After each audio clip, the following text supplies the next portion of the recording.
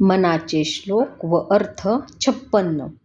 दीनाचा दयाळू मनाचा मवाळू, स्नेहाळू कृपाळू जनीदास पाळू, तया अंतरी क्रोध संताप कैचा, जगी धन्य तो दास सर्वोत्तमाचा.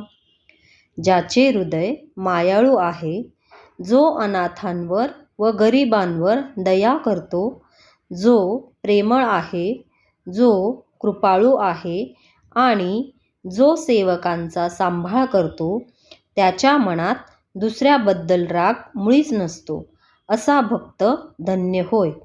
जय जय रघुवीर समर्थ.